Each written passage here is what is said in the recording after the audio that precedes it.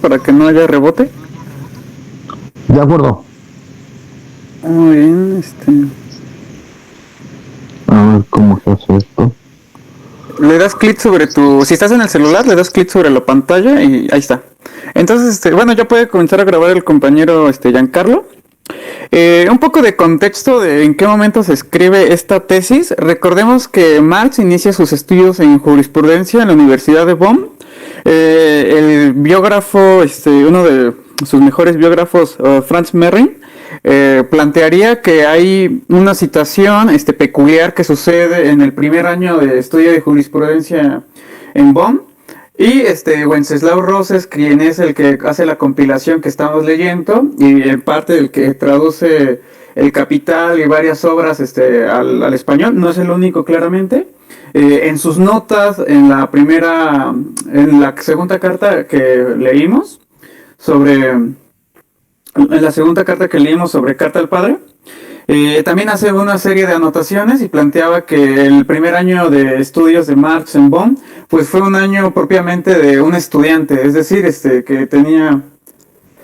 fue propiamente el año de un estudiante que tenía pues lo que, no sé si ustedes han tenido la experiencia de ser estudiantes y pues te vas con los cuates, te relajas, estás pensando en la novia, etcétera. Entonces ahí esto parece como de chisme, pero estas circunstancias que Marx vive en su primer año de estudios en Bonn, hace que su papá se enoje porque es un despilfarradero de dinero, no, o sea, es un sector acomodado, pero no tanto como para gastar así. Y dice, ¿sabes qué? Estás muy cerca de Jenny, de su novia, ya eran novios. Y dice, pues te vamos a llevar a otro lado. Y lo llevan a Berlín, estudia y termina sus estudios de filosofía.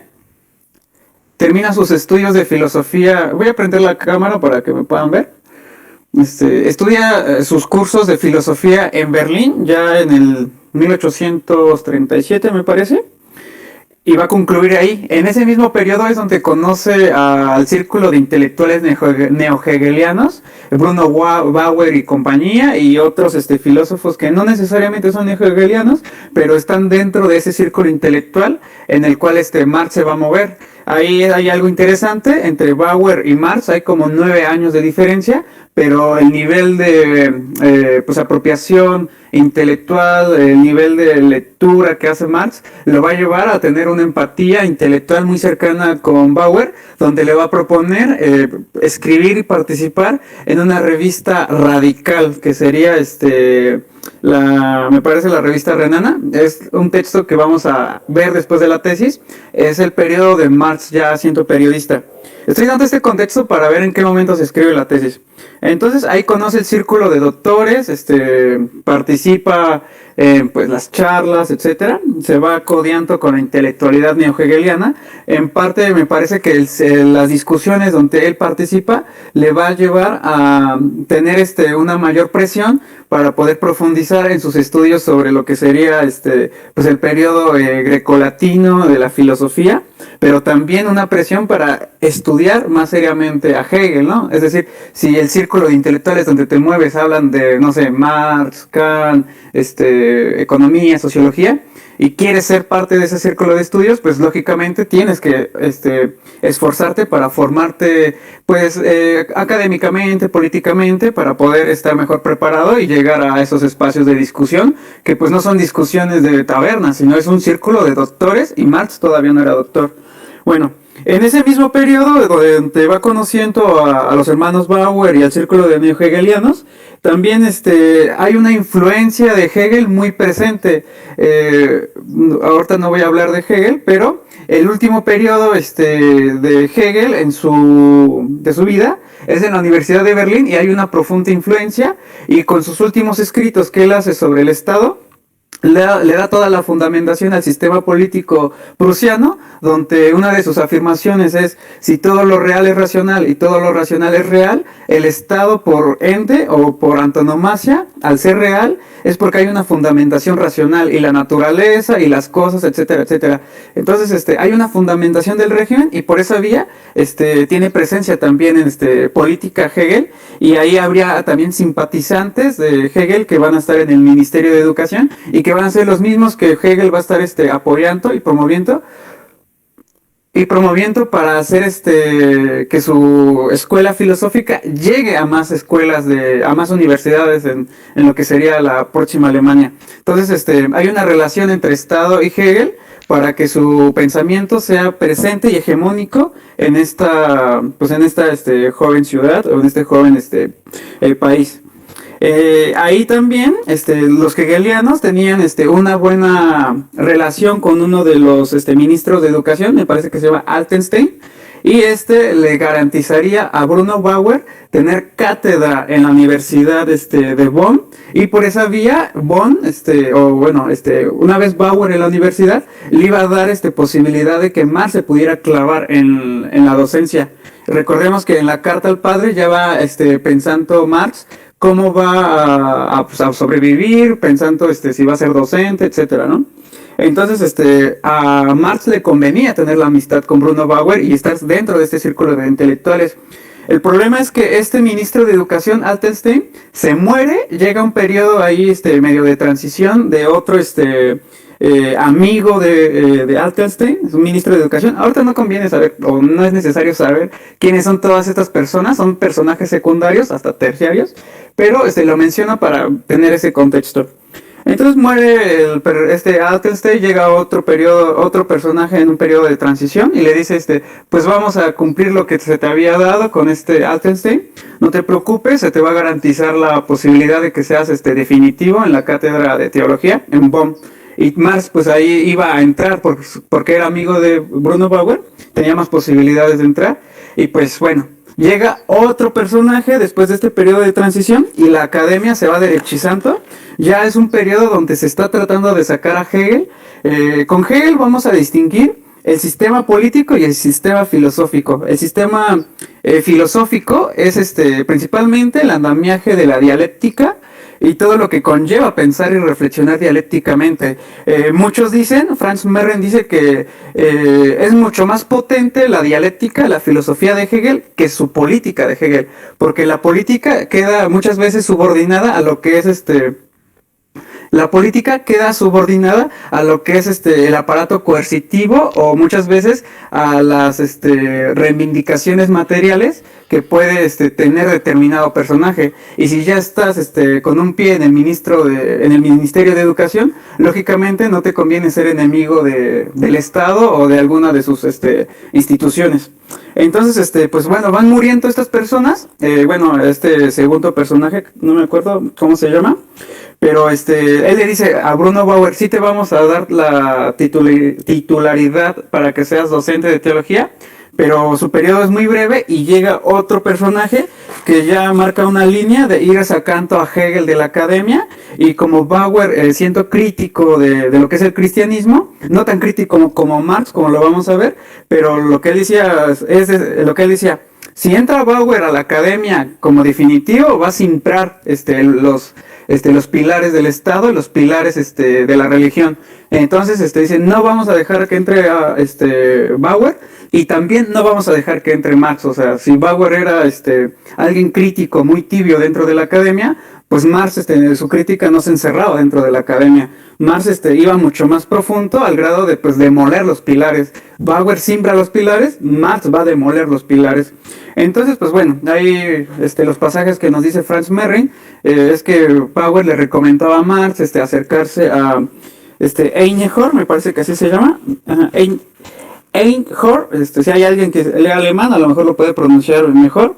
Le proponía que hiciera lambisconería, es decir, hacerle lo que aquí en México le dicen hacerle la barba, es tener un buen acercamiento con él, renunciar a un examen que por ahí tenía presente, que sería la tesis doctoral, y que una vez estando ya en Bonn, una vez ya estando nuevamente en Bonn, iba a ser mucho más fácil que Marx se pudiera clavar en la academia, lo cual pues no iba a pasar. Marx decía, pues esto no va a pasar, no me voy a poder clavar en la academia, porque la línea de Einhorn y la línea que está tomando ahorita el Estado, que se está derechizando, es sacar a los hegelianos y neo-hegelianos, a todo el pensamiento filosófico de Hegel. Entonces pues Marx le va a decir a Bauer, no voy a hacer eso. Y más tarde, ya por allá de 1841, él se va a otra universidad para presentar su tesis. Ya sería la tercera universidad donde estaría Marx, que es la Universidad de Jena, y presentaría ya su tesis filosófica. En la última sesión habíamos mencionado que Marx plantea la necesidad de pasar de los estudios de jurisprudencia a los estudios de filosofía para ir fundamentando pues la forma en cómo se va apropiando, en cómo va formándose dentro de la jurisprudencia. Pero en esta tesis ya va a haber casi una ruptura radical en lo que es el pensamiento de Marx, el desarrollo como en el estudio del derecho, y plantea ya un estudio mucho más fuerte, que es qué es lo que significa la filosofía grecolatina, el periodo helénico y también la fundamentación del cristianismo, etcétera. Ahí va a haber elementos donde ya va más claramente Marx marcando un distanciamiento con la jurisprudencia y llegando al terreno pues de la filosofía propiamente, y hay una serie de discusiones que en esta tesis vamos nosotros a ir, a lo mejor nos va a costar trabajo, que en esta misma tesis a lo mejor nos va a costar trabajo, pero que para eso invité a un compañero de filosofía de la UNAM para que nos pueda dar esta pequeña introducción. Entonces, pues bueno, esto era lo que quería mencionar sobre la tesis doctoral. Marx estuvo en 3 universidades, Bonn, Berlín y Jena.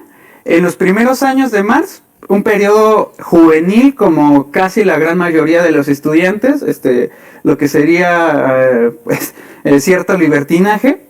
El segundo periodo de Marx en la universidad es el periodo de la apropiación hegeliana, la dialéctica, el círculo de estudios de doctores con los neohegelianos, donde conoce a los hermanos Bauer y compañía. El tercer periodo de Marx es el periodo donde la academia se está derechizando, están sacando el pensamiento hegeliano, y donde Marx ya ve muy de lejos la posibilidad de ser catedrático en la Universidad de Bonn o en otra universidad, y va a presentar su tesis el 15 de abril, bueno, unos días antes, como por ahí del 7-8, va a presentar la exposición de su tesis, pero hasta el 15 de abril ya va a ser que lo van a dar el título de doctor, pero sin Marx presente. Curiosamente, ¿no? Es como cuando uno hace su tesis y la expone o se titula, en el mismo sesión o ritual que hace la academia, pues ya te da el título de licenciado, título de maestro, título de doctor. Marx llega al doctorado sin estar presente, le dan el título de doctor un 15 de abril de 1841. Bueno, ese contexto quería dar, porque ya habíamos comentado que no estamos leyendo la biografía de Marx. Yo sugiero que se lea la biografía de Franz Merrin, pero si no puedan hacerlo, pues aquí estamos para ir dando estos pequeños detalles que no se tienen sobre Marx, pero también sugiero que vayamos acompañando los textos a leer con la biografía de Marx para entender cuáles son las discusiones y cómo llegamos a esos textos. Bueno, dicho esto, le doy la palabra al compañero Martín para que nos pueda introducir en este texto y después podamos nosotros pues abrir dudas, comentarios o revisar más detenidamente algunos pasajes o escuelas que nos haya costado trabajo. Hola, buenos días a todos. Soy Martín. Primero dar pues gracias, ¿no?, a Onésimo por abrir esta clase de espacios donde se puede reflexionar más sobre Marx, el pensamiento de Marx, y pues bueno, decir que este texto en específico es un texto bastante especial dentro de toda la literatura pues de Marx. Primero, creo que primordial porque es una tesis doctoral, ¿no? En ese sentido es un escrito que pues mínimamente lo que pretende hacer es demostrar el dominio, la sapiencia del que lo sustenta, del sustentante sobre un tema en específico. En este caso pues sería una cuestión de filosofía natural, ¿no? Entre 2 autores griegos. Entonces eso es un texto como que formal, que podemos ver claramente cómo pues Marx sí tiene un dominio, ¿no?, del tema, en el sentido de que mínimamente ha leído pues muchos de los autores clásicos, una gran tradición que va desde los presocráticos hasta el periodo helenístico de la filosofía. Y pues bueno, eso es como que algo así de entrada básico que tendremos que reconocerle. Lo otro es de que justamente este texto, al ser un texto formal, no es un texto como de balance, ¿no? O sea, a diferencia de alguna otra producción propia filosófica como los Grundrisse o todo lo que tiene que ver con el idealismo alemán, que es o sea, donde Marx dice, esta es mi filosofía y ataco o sí, le entro al debate de las ideas con estos otros. Este texto no habla como propiamente de, o sea, no hay como, si lo leemos, no hay propiamente algo que podemos decir elementos como una filosofía marxista, ¿no? Más bien da como balances respecto a un tipo de pensamiento que es el materialismo filosófico. Entonces, eso son dos elementos bastante particulares que tiene el texto que lo vuelven de por sí ya interesante. Y pues bueno, que va a hablar, o sea, lo que va a hacer es una contrastación sobre la naturaleza, ¿no? La llamada física, que bueno, de entrada ya es problemática porque tenemos mucho la noción de la física, pues moderna, ¿no?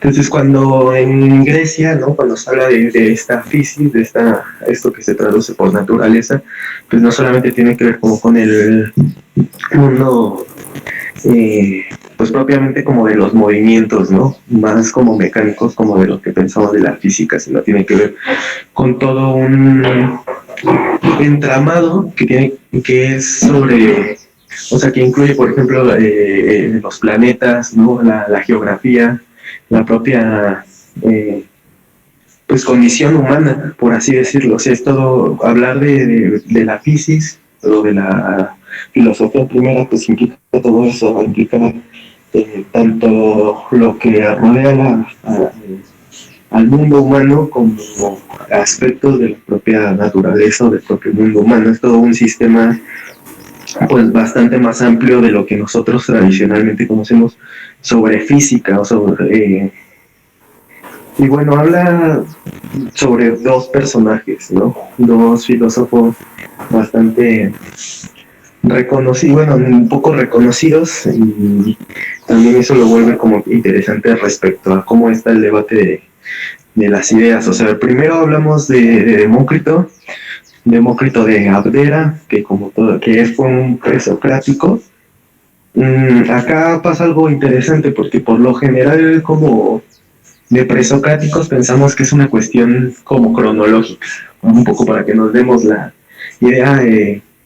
Demócrito vivió en el mismo tiempo que Sócrates, ¿no? O sea, es contemporánea de Sócrates. Y pues bueno, es para empezar que esto de ser presocrático no implica una cuestión temporal, sino más bien de temas, ¿no?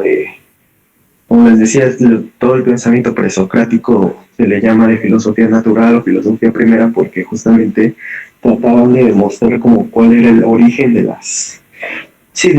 mundo que subyace. Entonces es un tema en ese sentido presocrático porque pues habla sobre la cuestión de los átomos como lo constitutivo de la materia.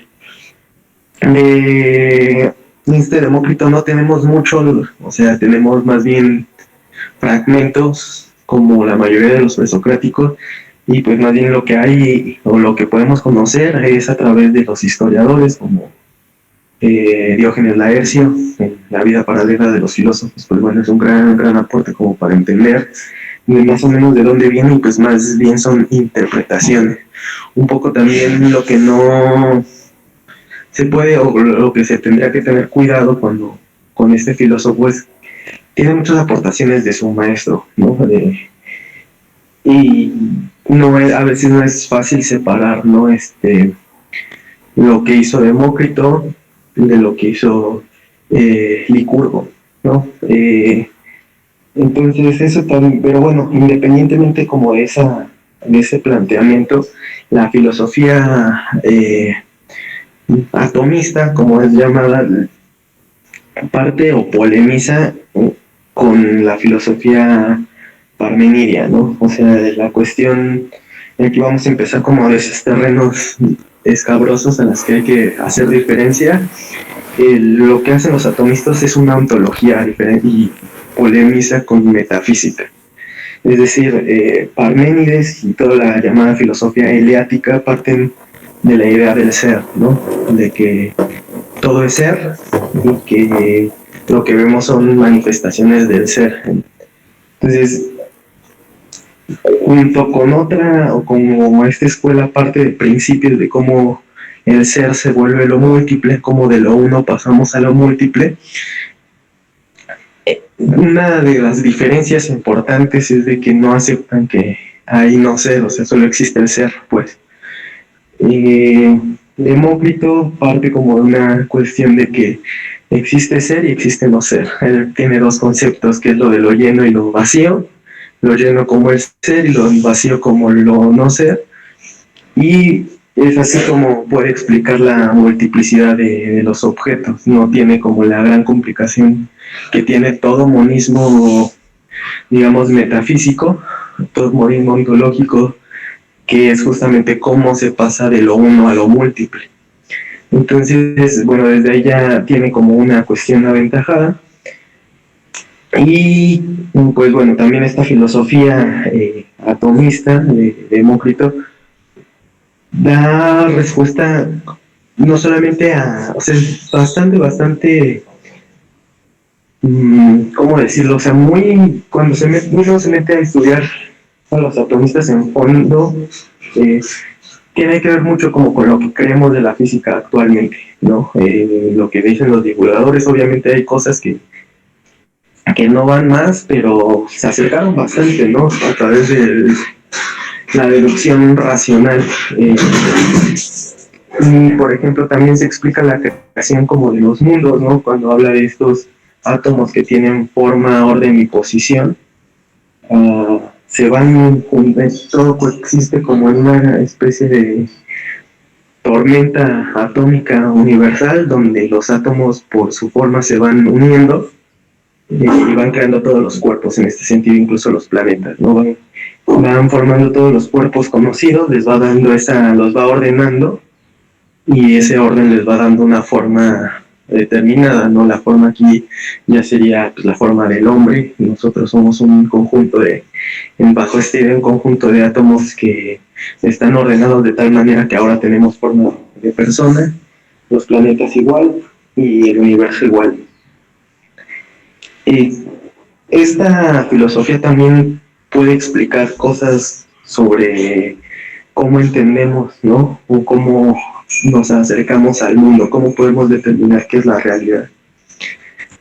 Al todo ser movimientos en este vacío, en este no ser de los átomos, pues nuestra relación con los objetos también es una relación a ese nivel. O sea, un poco explicaba los atomistas que las propias sensaciones del cuerpo, ¿no? Lo que podemos ver, lo que podemos sentir, son reacciones que hay entre estas pequeñas cosas, ¿no? Esto es lo que ya no tiene división, la etimología de los átomos. Entonces, también hay una cuestión así como de explicación epistemológica de cómo acceder al conocimiento.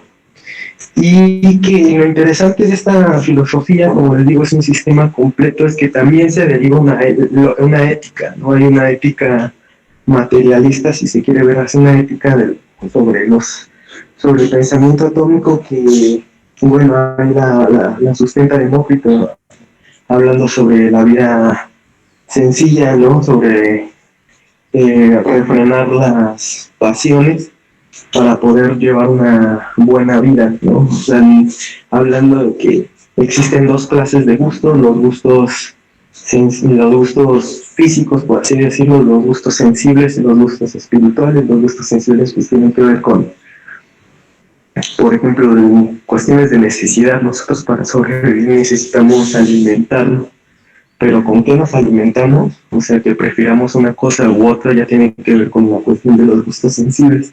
Tiene que ver con lo que nosotros queremos. Y bueno, también los gustos espirituales, por así decirlo, los gustos del alma, pues tienen que ver más con la cuestión crear, ¿no? De explorar como esa naturaleza creativa que tenemos, con la palabra, ¿no? Por el intercambio, por el diálogo. Entonces, bueno, es también interesante como ver cómo se pasa de una cuestión meramente física a una cuestión ética, de cómo comportarnos, de cuál es el mejor modo de vida que pueda acceder el hombre. Y bueno, eso es un poco a grandes rasgos cómo se desarrolla, cómo es esta filosofía atomista.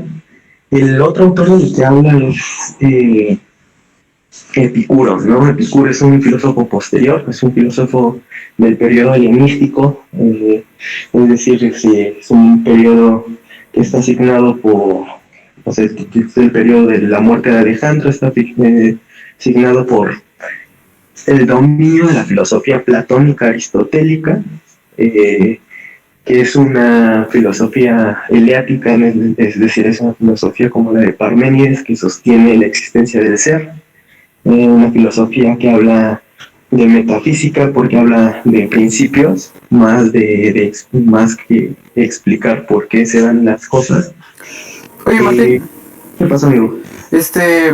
Ahí, si quieres, bueno, me gustaría complementar lo que es el periodo helenístico, porque Sí, a lo mejor los compañeros no tienen presente eso, pero quiero dar una explicación material, o materialista, mejor dicho, para que se comprenda en qué contexto agarran fuerza este periodo de pensamiento que algunos llaman la decadencia del espíritu filosófico griego.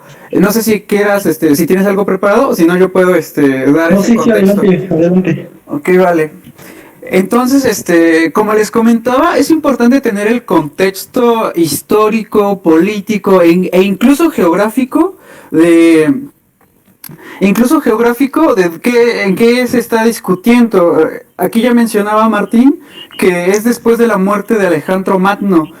A lo mejor ya saben quién es, a lo mejor no saben quién es Alejandro Magno, pueden ver no sé, leer su biografía, videos en YouTube, creo que hoy en día se tiene más presente. Incluso hay una película o serie de Netflix, Vikingos, en los primeros capítulos hablan de un tal Alejandro Magno, pero pues quién es, o sea, nunca explican quién es, pero sí podemos nosotros ver quién es en internet, en libros, etcétera. Yo sugiero que si tienen dudas de cómo se fundamenta este periodo helénico, vayamos a buscar la biografía de Alejandro Magno. Yo pasé hace ratito un mapa, a lo mejor empecé este mapa y los que están ahí conectados no tienen ni idea, pero si gustan vayan al grupo de Telegram y busquen, el mapa es la imagen que mandé, y ahí se ve todo lo que fue el imperio de Alejandro Magno. Si ustedes ven, llega pues hasta la India, Medio Oriente, África, le faltó poco para llegar a lo que son las Arabias, pero es un gran conquistador y poco a poco vas dejando pequeñas colonias. La conquista que hace Alejandro Magno por allá de los años 300, 400 antes de Cristo, no tengo ahorita la fecha precisa, pero es irrelevante ahorita. Lo que importa es el contexto de este periodo. El mapa que yo les envío, vayan a Telegram si pueden hacerlo, o déjenme ver si desde aquí puedo proyectar mi pantalla para que quede grabada. Compartir pantalla. A ver. Gmail comenzar ahora. Estoy ahí ya compartiendo mi pantalla, ¿la ven?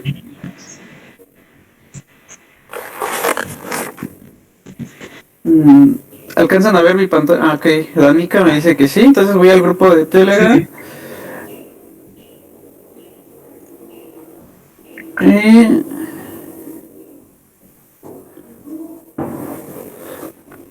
Ok. Ahí está, ya se ve mucho mejor, ¿verdad? Bueno, en este momento no estoy viendo los mensajes, pero voy a dar por hecho que ya se ve bien la pantalla. Y veamos, Grecia está de este lado, a mano derecha a mano izquierda parte superior. Ahí es donde encontramos Grecia, en ese pequeño, donde están un montón de islitas, que es parte del mar Mediterráneo. También está Turquía. Grecia está más en el oriente que en occidente, aunque políticamente siempre la meten en occidente, ¿no? Pero bueno, y por ahí Alejandro Magno poco a poco va a ir teniendo peleas con los turcos o los persas, según el momento histórico donde estemos, tienen sus nombres, ¿no? Y la geografía se va reconfigurando. Y poco a poco va ganando territorio, teniendo influencia, y pues como pueden ir viendo, llegando hasta, pues pasando Medio Oriente, llegando a la India, parte de Arabia. El recorrido por arriba es como va conquistando poco a poco, y el recorrido hacia abajo es el regreso a casa, y de las últimas partes de su vida sería lo que sería Alejandría, por acá en Egipto, todavía existe, o las ruinas, que sería Alejandría, bueno, la biblioteca, etcétera. Lo importante de este periodo es que la colonización que está teniendo Alejandro Magno no es una colonización al estilo español 1492, que es imponer religión, imponer sistema de gobierno, exterminar así en genocidio a las comunidades nativas, sino que Alejandro Magno lo que hace es conquistar estos territorios, dejar algún tipo de asentamiento militar, pero permitiendo la libertad de culto. Y pues en ese colonizaje de este periodo previo a Cristo, se da toda una mezcolanza de culturas, de religiones, libertad de culto, y bueno, el sistema aristocrático, donde pues el monarca es quien casi se elige a sí mismo, y nada más los aristócratas, es decir, los que están cerca de este personaje, legitiman su poder como monarca. Y bueno, ahí hay una explicación, porque si viene del linaje divino y es el que mejor interpreta los designios de Dios, etcétera. Pero bueno, también impone de alguna manera el sistema de gobierno, pero a través de sus militares de mayor rango. Después de que él muere, pues algunos territorios van cayendo, muere también o se suicida esta Cleopatra, y después vendría lo que sería la invasión de Roma, el Imperio Romano, y ahí es donde se va a reconfigurar todo lo que va a ser el periodo helenístico. Pero para poder avanzar a lo que es propiamente la filosofía, porque quiero tener presente esto, si no estamos discutiendo las ideas de Epicuro, de los cínicos, sin tener un contexto. El contexto es venimos de un periodo donde las conquistas de Alejandro Magno permiten libertad de culto. Al mismo tiempo, en una conquista o en lo que es todo el comercio, pueden ustedes pensar, por ejemplo, Hong Kong, New York, México, Ciudad de México, Madrid, Barcelona, etcétera, y que hoy en día es importante tener este elemento, el cosmopolitismo, es decir, el nivel de interacción, que sería la densidad social, todo lo que la sociología piensa y reflexiona, el tipo de interacción que hay entre identidades definidas, entre culturas, sistemas económicos, sistemas religiosos, etcétera, comienzan como a desmembrarse, a desarraigarse de lo que es su identidad persa, su identidad babilónica, su identidad griega, etcétera, etcétera. Y comienza a haber bases materiales para poder pensarse como sujetos cosmopolitas, es decir, que tienen, que no hay un arraigo dentro de lo que puede ser estas ciudades, incluso lo que es lo mexicano, lo argentino, lo vasco, lo gringo, ¿no? Sino que hay una apertura hacia el otro, y Grecia deja de pensar, al menos en ese periodo, que lo que está afuera son bárbaros, sino que también les da la posibilidad de que tienen civilización y que tienen posibilidad de relacionarse con ellos mismos, y ahí va a permitir en ese momento también Alejandro Magno en vida el mestizaje, es decir, que sus militares puedan tener relaciones sanguíneas y familiares con sus diferentes asentamientos. Entonces aquí habría ya lo que serían las bases materiales de lo que va a poder expresar la filosofía helénica. ¿Cómo regreso? Ok, bueno. Quería... espérenme, deje de compartir. Bueno, quería poner eso presente, porque si no, son discusiones de filosofías, de pensamientos que están por fuera de la terrenalidad del mundo humano, y pues no queremos hacer eso. O sea, queremos pensar marxistamente, queremos reflexionar desde las ideas de Marx, y es importante tener el contexto geográfico y histórico. Y pues bueno, el mismo mapa que les enseñé, el cual pueden encontrar en Telegram, pues les digo, Grecia está más en Oriente que en Occidente, y todo lo que es Medio Oriente, la India, incluso Egipto, está en Oriente. Entonces hay una mezcolanza entre lo que es la cultura grecolatina, de Grecia, la Grecia antigua, la Grecia clásica y después la Grecia helénica, y todo Occidente. No sé si tú, Martín, vayas a explicar rápidamente lo que son las escuelas helénicas. Yo aquí tengo brevemente unas trazos de lo que es las discusiones de las escuelas helénicas, para saber qué es lo que hacían. Te pregunto, Martín, si tienes algo ahí. Si no, yo puedo dar esa pequeña introducción de qué son las escuelas helénicas. Pues más bien solamente iba a hablar sobre la cuestión de Epicuro, del pensamiento de Epicuro. No sé dame oportunidad para... Ok, sí. Sí, Epicuro, o la escuela epicureísta, está dentro de las escuelas del helenismo, que algunos llaman el periodo de decadencia de la Grecia nacional. Y le llaman periodo de decadencia porque grandes filósofos como Platón o Aristóteles, algunos también dirían Sócrates. Yo soy de la idea de que Sócrates se le conoce por la obra de Platón. Otros dirían que pues está ahí Jenofonte. Es una discusión, pero yo digo Platón y Aristóteles.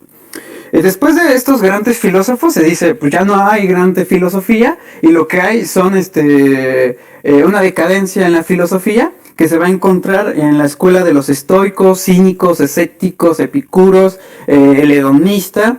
Pero hay algo interesante aquí para poder tomar en cuenta. Bruno Bauer, cuando plantea el origen del cristianismo, está reflexionando con una tesis de alguien que plantea que el cristianismo fue impuesto por la invasión de Roma a Grecia. Pero no, Bruno Bauer dice, no fue así. El cristianismo es el mejor producto de la Grecia helénica, y da toda una fundamentación de por qué es el producto genuino de la Grecia helénica. Y leo acá una cita. Encuentro mi cita.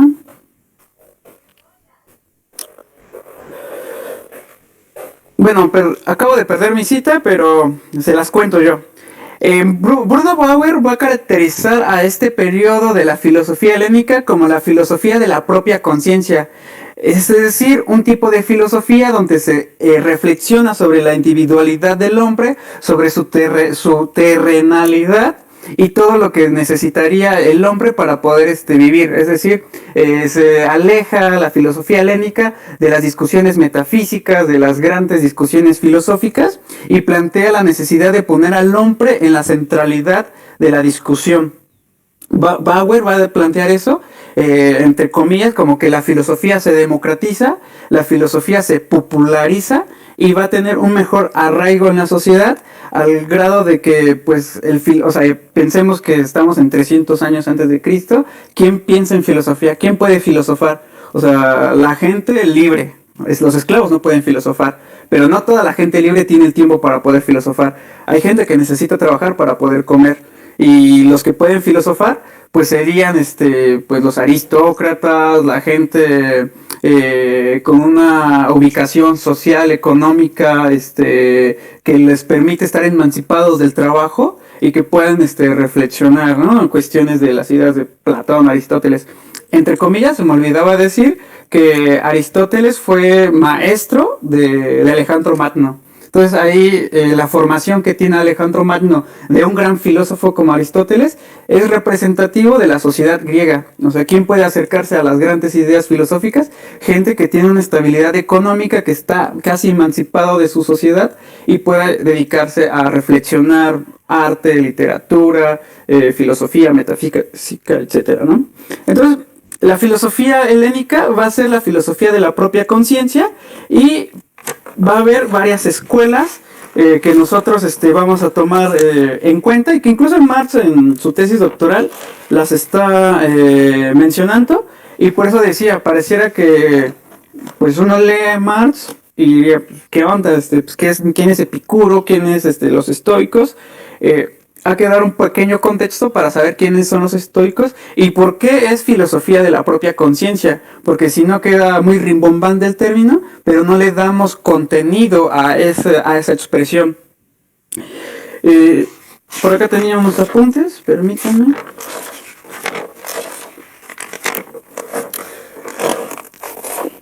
Muy bien. Los estoicos. De los estoicos, para resumir las escuelas y después detenernos en el epicureísmo, que es lo que nos importa, pero hay que saber cuál es el contexto de la escuela, el periodo helénico o de las escuelas helénicas. Habíamos dicho que muere Alejandro Magno, ahí es donde algunos dicen, pues termina el periodo de la Grecia clásica e inicia el periodo de la Grecia en decadencia, ¿no? Y hasta pues en la década de los 30, cuando se suicida Cleopatra. La invasión no necesariamente, o lo que es el Imperio Romano, no necesariamente es una ruptura radical con lo que es la cultura grecolatina. Y en las primeras páginas de la tesis, incluso Marx suelta una pregunta, dice, ¿no será acaso que el espíritu griego es la forma de migrar hacia el dominio romano? Entonces está Marx planteándose ahí una pregunta en el orden de la cultura. Y pero, ¿qué es este periodo? ¿Qué es este espíritu que está migrando de la Grecia en decadencia hacia Roma? Sería esta serie de escuelas que resumo de una vez. Breve resumen de las escuelas. Los cínicos. Es una versión más extrema de Sócrates. La virtud se encuentra en la sabiduría, pero no de una sabiduría teórica, sino en una sabiduría práctica. Vivir de acuerdo a la naturaleza. Es decir, ¿para qué nos sirve tener reflexiones sobre la justicia si al final del día no tenemos justicia práctica, ¿no? Es decir, tener lo que nuestro trabajo amerita, todo lo que lleva práctica. O sea, ¿de qué nos sirve saber que la condensación del agua en las nubes va a ocasionar lluvia si no lo ocupamos para usar un paraguas, ¿no? Es decir, ese tipo de cuestiones es lo que la escuela de los cínicos va a estar reflexionando y que va a caracterizar a todo el periodo helénico. El conocimiento debe de tener un uso práctico y eso es muy popular. O sea, y pensemos muchas cosas que hoy en día sabemos gracias a la ciencia, pero que si no tiene un uso particular, pues no nos interesa, ¿no? Es decir, ¿para qué nos sirve el átomo cuando vamos al mercado o en la vida cotidiana? O sea, muchas veces es el conocimiento popular lo que nos interesa tener ahí, ¿no? Entonces, uno de los exponentes más importantes y que seguramente hemos visto hasta en caricaturas es Diógenes, ¿no? Y pues estos lo que plantean es una libertad absoluta, pero en relación y en armonía con la naturaleza. Otra escuela importante dentro del periodo helénico es la escuela cirenaica o la escuela hedonista, y ahí Marx en sus primeros párrafos habla de los cirenaicos y uno dice, pues, ¿de qué está hablando Marx? O sea, Marx está hablando de una escuela hedonista que tiene como premisa fundamental buscar el mayor placer. Y pues bueno, esto no ha cambiado mucho. Uno cuando plantea, pues esta persona es muy hedonista, tiene la centralidad de su individualidad o de su persona muy presente, pues hacia allá iría ese pensamiento. No ha cambiado mucho, pero en los años 300 tenía también otras cualidades, que sería la filosofía como un medio para hacerse de las cosas materiales. Es decir, no tienes que ser cínico al grado de Diógenes de vivir en un barril, sino que puedes tener el mayor número de placeres en todo orden, ¿no? Material y también, ¿cómo lo diríamos? Del fantasioso, si quieren, ¿no? Y pues bueno, también una premisa que tienen ahí es que las cosas no te dominan. Aquí sí hay un cambio con la realidad, porque muchas veces, ya aquí entraría la cuestión de la enajenación, el fetichismo, ya estamos 2000 años después, pero aquí plantea esta escuela que las cosas no nos tienen que dominar. Es decir, nuestro razonamiento tiene que servir para poder tener el mayor placer. Y eso sigue siendo popular y son ideas que no se tienen que reflexionar bastante para que la gente las pueda entender y también es parte del populis, ¿no? De la gente. Otra escuela importante dentro del el helenismo son los estoicos. Los estoicos, pues por este aspecto de hay un salón con un techo donde se reúnen, la estoa. Es irrelevante esa información.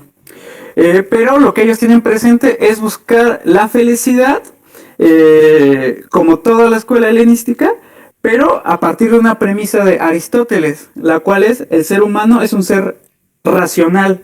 Y pues bueno, ellos dicen, pues si el ser humano es un ser racional y la naturaleza humana es racional, entonces hay que apegarnos a esa naturaleza humana, es decir, hay que apegarnos a esa racionalidad. Los estoicos tendrían esta premisa, sería una especie de fusión entre el cinismo, es decir, buscar la felicidad en la naturaleza, agarrándose de Aristóteles, pero también agarrando de Aristóteles el armado intelectual, o sea, la premisa del ser humano es un animal racional, pues es de Aristóteles, ¿no? Los estoicos también plantearían la capacidad de aceptar lo que el destino tiene para ti, y esto no ha cambiado mucho. Cuando nosotros tenemos una pérdida muy fuerte, y hoy en día que pues todos hemos tenido pérdidas en cierto nivel, pues es lo que a veces se nos dice, es hay que ser estoicos, ¿no? Hay que ser un poco resilientes ante la adversidad, ante el fenómeno. No ha cambiado mucho, pero bueno, 300 años antes de Cristo tiene otras connotaciones, ¿no? Entonces, esto es importante dentro de la escuela estoica, tener presente esto, la capacidad de aceptar lo que el destino tiene para ti con dignidad y sin quejarse. Este elemento, pues claramente es un elemento popular. Dice, no puedes evitar el dolor, pero sí el sufrimiento. Hay que tener resiliencia con ecuanimidad. Y esta filosofía claramente es popular. Si ustedes piensan, tienes que tener la capacidad de aceptar lo que tiene el destino para ti, es lo que va a también dar fundamentación, a la religión, al cristianismo. Es decir, el dolor de ahorita, lo tienes que aceptar porque hay un destino, hay un telos hacia el cual vas a llegar. Todavía no es el paraíso, no lo dicen ellos, pero sí va a tomar esta base social, esta reflexión, esta subjetividad del cristianismo para despuntar. Eso es la escuela del estoicismo. El epicureísmo, doy unos pequeños brochazos de lo que es. Ahorita Martín nos puede apoyar. Estos plantean, yo encuentro dos divisiones: la filosofía canónica, que sería la teoría de cómo conocer al hombre, que tendría tres componentes: sensación, representación y opinión. Y la física materialista, que es lo que nos interesa de la escuela epicureísta. Dice, todo está formado por átomos, pero no hay espiritualidad. E incluso reconociendo la existencia del alma, nos plantearía que el alma está también hecha de átomos. Es una filosofía un poco más compleja, busca el placer valiéndose de la razón, pero también planteando la necesidad de tener el mínimo de dolor.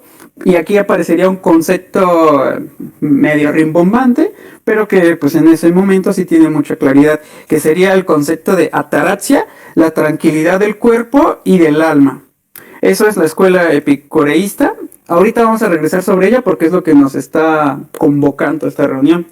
Una de las últimas escuelas, ya para cerrar esta aclaración, el escepticismo, que viene de la indagación y el cuestionar. Y el escepticismo tendría tres variantes, o se podría resumir incluso en dos. La primera variante del escepticismo es que cuando no puedes encontrar la verdad, hay que suspender el juicio. Como cuando dicen el vaso está medio vacío o está medio lleno. Si no tienes posibilidad de decir si está medio vacío o está medio lleno, pues dices, pues no tengo la facultad intelectual para poder decir si está medio vacío o está medio lleno, mejor suspendo el juicio. Lo que estaría intermedio sería, bueno, si no puedo llegar a la verdad, pero tampoco puedo negar la verdad, sería llegar a algo verosímil, algo aceptable, a algo creíble. Y ya la versión más extrema es negar la posibilidad del conocimiento. Esto sería la escuela escéptica. Si gustan, después mando yo un resumen de lo que es el periodo helénico. Por eso les invitaba el otro día a leer el artículo de cuáles son las escuelas del helenismo, porque Marx está haciendo lo que decía Martín, un balance de la filosofía griega, entre comillas, en decadencia, Y es importante saber cuál es la fundamentación del cristianismo, porque el cristianismo va a tener bases materiales subjetivas para poder despuntar. No es que de la nada llegan los romanos e imponen una religión, o sea, sí lo están haciendo, pero hay una base material que es toda una fundamentación filosófica del cual va a tener base sólida el cristianismo para poder desarrollarse, y pues hasta el día de hoy nos sigue marcando. O sea, cuando pensamos los años están ahí presentes, y pues no se diga en nuestro continente, en América Latina, lo que significó 1492, que es imponernos esta doctrina religiosa, estos dogmas. Y pues bueno, va a tener también otras consecuencias políticas, como sería la teología de la liberación, que es como tratar de rescatar estos elementos democráticos de la religión, estos elementos donde el hombre es la centralidad del hombre mismo, es decir, la filosofía de la conciencia misma, ¿no? Bueno, estas son las 5 escuelas que es parte del helenismo. Quería aclarar eso, porque si no se puede ver muy desmembrado lo que es la escuela epicureísta, y en parte Demócrito, que Demócrito pues no está en este periodo, sería anacrónico tratar de ubicarlo ahí. Y una referencia para poder nosotros saber qué es el periodo helénico, pueden buscar este libro, no sé si se alcanza a ver. Es este libro de Hegel, Lecciones sobre la filosofía de la historia, en sus, creo que cuarto capítulo, sobre las escuelas helénicas. Les paso la bibliografía, o al menos el nombre del libro, para que ustedes puedan pues hacerse de su criterio. Y si tienen algunas dudas, por ahí está el compañero Giancarlo, a lo mejor él también nos puede apoyar con bibliografías. Para poder tener más claro esto. No es necesariamente pues leer todo lo que acabo de decir, solo quería dar el contexto, pero si alguien quiere profundizar pues el cristianismo primitivo, cuál es la base sólida, filosófica e incluso material, podemos ver qué es este periodo que entre comillas llaman decadencia de la filosofía griega, pero que para Marx no es como, pues sí, hay que decir que está en decadencia, sino hay que ver qué es lo que se discutió ahí. Bruno Bauer dice que aquí es donde encontramos el origen del cristianismo.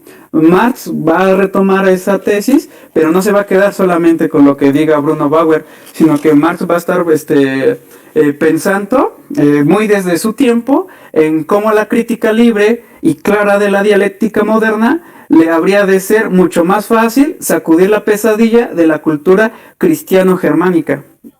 Bueno, solo esa introducción. Gracias, Martín. Te vuelvo a regresar la palabra. Sí, finalmente, o sea, lo que yo quiero plantear sobre Epicuro es o sea, las diferencias, ¿no? Un poco con Demócrito, en el sentido de que Licurgo también, también parte como de una cuestión atómica, ¿no? También es un atomista y tiene deuda, ¿no? En este sentido con la escuela clásica de los atomistas. Un poco justo por el periodo donde le toca desarrollarse, que es el periodo helenístico, las distintas escuelas influenciadas por este dominio de la tradición aristotélica, de la tradición platónica, ya no va a haber esta preocupación tanto como por la primera filosofía o la cuestión natural, aunque todavía la hay. Lo que hace Sócrates o el giro socrático, y de ahí que se hable de una filosofía presocrática, es que la filosofía voltea a ver las cuestiones del hombre, ¿no? Las cuestiones éticas, la cuestión del bien. Y de ahí que, por ejemplo, todas estas escuelas del pensamiento que marcó Onésimo tienen que ver con la cuestión de la felicidad, ¿no? De cómo se alcanza la felicidad, ya sea a través del hedonismo, ¿no? La máxima búsqueda del placer, el estoicismo como la resiliencia ante la vida. Nietzsche dirá decirle sí a la vida. Y bueno, el epicureísmo, Epicuro no se queda atrás en este sentido, ¿no? Él parte de una cuestión que se llama el hedonismo racional, es decir, sí buscar los placeres, pero los placeres que tienen que ver con esto que les decía, los placeres del alma, ¿no? Tienen que ver como con la conversación, con la contemplación, con la búsqueda de la justicia. Entonces, esas son es finalmente lo que, o sea, el pensamiento de Licurgo, o sea, este pensamiento tiene que ver con esta situación.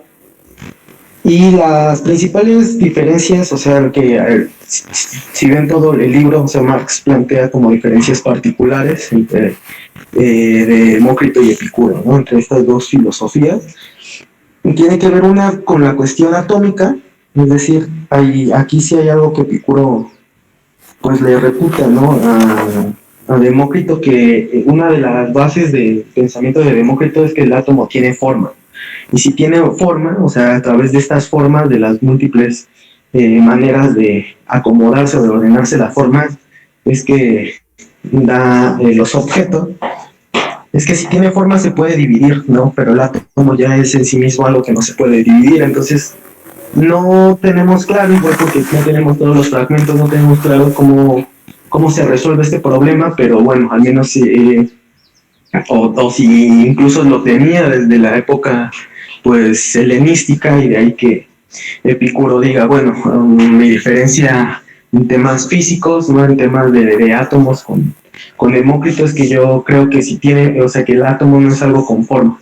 Si tiene forma se puede dividir y en ese sentido ya no puede ser átomo. Y la otra cuestión tiene que ver con la cuestión de la felicidad, ¿no? Mientras que Demócrito hablaba de la moderación como racionalidad para poder tener una buena vida, no la vida sobria, Epicuro sostiene un hedonismo racional que, bueno, como les decía, tenía que ver como con esta búsqueda, ¿no? del placer del alma, y que puede, o sea, que no necesariamente tiene que ser sobria, ¿no? Y que incluso cuando son placeres del alma, ¿no? O sea, con la contemplación, la palabra, pues se puede tener, no diríamos, no hay como una cuestión de un exceso, ¿no? Incluso entre más busques o más te acerques a esta cuestión de la felicidad del alma, pues más o sea, es mejor como para ti, ¿no? Entonces esas son como dos diferencias concretas, ¿no? Tanto en el pensamiento físico como en el pensamiento ético de ambos pensadores. Y bueno, aquí lo que sería interesante como para pensar, o me parece a mí como para estudiar más allá de toda la teoría atómica, ¿no? La teoría ética, justamente ese tránsito. O sea, a mí yo le recomendaría que si les interesa como entrarle a profundidad a este tipo de temas, digamos, la clave para entender esto es el tránsito del mundo de la física al mundo de la ética, que es aparte de un tema, pues digamos, hegeliano, es un tema que Marx dirá que, o sea, el socialismo es es la transformación de pasar al mundo del mundo de la necesidad al mundo de la libertad, ¿no? De las necesidades del sistema, ¿no? De la vida, de las condiciones materiales, pues una vez socializados los medios de producción, una vez que se tengan todo, digamos, garantizadas las condiciones mínimas de vida, ahora sí se puede hacer lo que Marx decía, ¿no? Pescar en la mañana y hacer crítica literaria por la noche.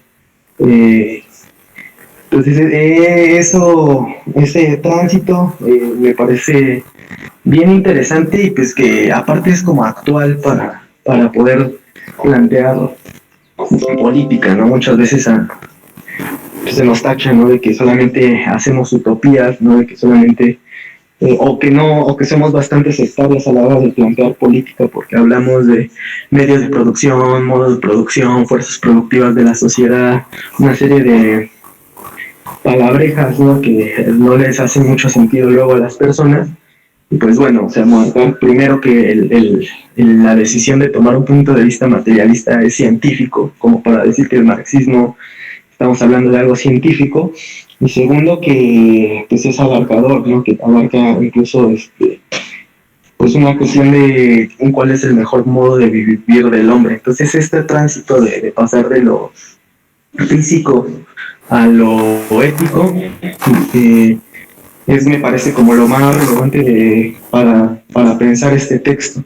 pues bueno, no sé si, o sea, no sé cómo sea la dinámica, ¿no? Si, de mi parte como que sería todo, y quería marcar como que estas pequeñas pinceladas de pensamiento tanto de Demócrito, ¿no? Como de Epicuro, ¿no? Y marcar un poco sus diferencias, Ya. que ya pues ya vienen explicadas mejor en el texto. No sé si hay alguna cuestión como de más intercambio con los compañeros. Sí, justo ahorita ya se abre el intercambio con los compañeros.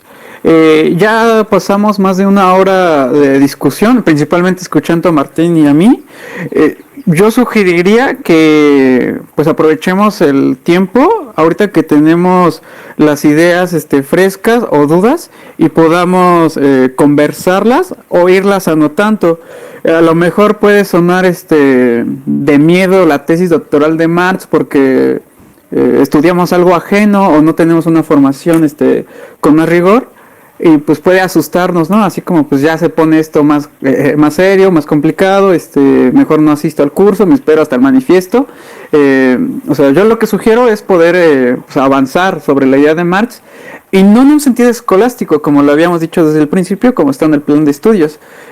Quien quiera ahondar en las reflexiones, discusiones del periodo helénico, sin ningún problema, siempre está bueno que estemos indagando, formándonos, a veces de ahí nos llegan buenas reflexiones o incluso pues como material de vida para poder conversar y reflexionar cosas que van más allá de lo que vemos en redes sociales o en la televisión. Nos ayuda a entender eso. E incluso cuando vemos una serie, por ejemplo, yo mencionaba la de Vikingos, si uno no entiende, bueno, no necesariamente tienes que entenderlo para ver una serie, ¿no? Pero cuando ya sabes quién es Alejandro Magno, ya tienes mucho mejor un contexto para entender incluso una serie. O cuando piensas por qué la religión o el catolicismo tiene tanto arraigo social, también se puede explicar desde estos elementos filosóficos que dan una base subjetiva, ¿no? Entonces, eso es importante. No queremos hacer un ejercicio escolástico de, pues estos, no voy a ocupar la palabra porque se va a quedar grabado, pero estos, estudiosos de Marx están ahí queriendo leerse hasta la tesis. O sea, hay que saber qué es lo que queremos leer. Y por eso mi propuesta de detenernos en estos elementos y tratar de hacer énfasis en lo que queremos apropiarnos de Marx.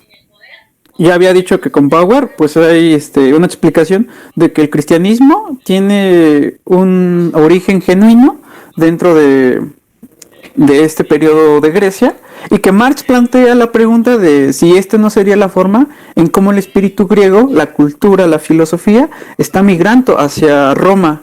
Recordemos que hay una invasión de Roma, el imperio romano se está ahí consolidando y va a colonizar, va a llegar a Grecia. Entonces hay que tener ahí presente eso. Tengo yo unas conclusiones. Esta primera sesión es para poder animar a los compañeros para que pierdan el miedo de leer la tesis y pues adelantar o dar los trazos de por dónde hacer la lectura y no detenernos qué es Cirenaico, la escuela de Alejandría, etcétera, sino pues saber por dónde queremos leer.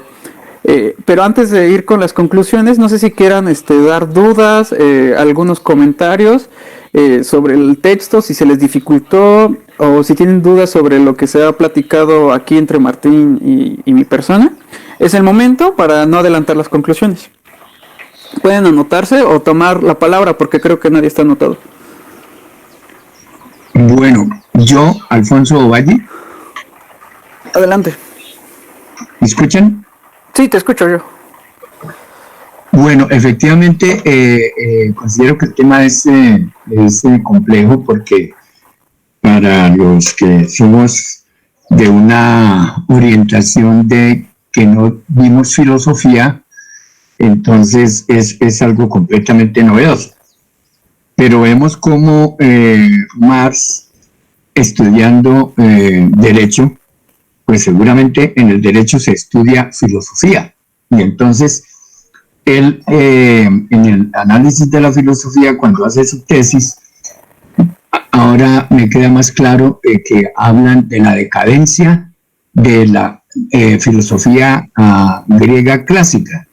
Entonces, consideran que estas nuevas o estas otras tendencias filosóficas, pues en esa época los mismos filósofos las consideran como copia de los anteriores, o sea que no tienen mayor trascendencia o importancia. Entonces, ¿por qué diría yo que escoge Marx este tema? Precisamente con ese objetivo, con el objetivo de demostrar que efectivamente son tendencias filosóficas novedosas, nuevas, y tienen su basamento, su base de disertación. Son escuelas que se consideran posaristotélicas, ¿no?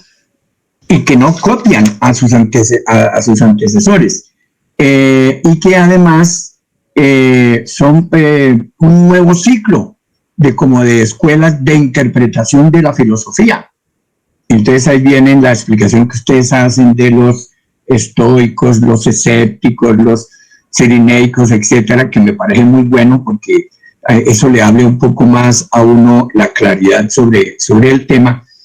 Y entonces ve uno que Marx elige este tema pues precisamente con ese objetivo, con el objetivo de esclarecer eso, y él en su mismo escrito dice que en una parte al final que tienen sus divergencias, que son diferentes, que él lo va a demostrar, y que para eso se propone verlas y mostrarlas como en un microscopio, o sea, de tal manera que puedan evidenciarse estas diferencias y no tengan un papel puramente secundario, sino que considera que son de mucha trascendencia y de mucha importancia.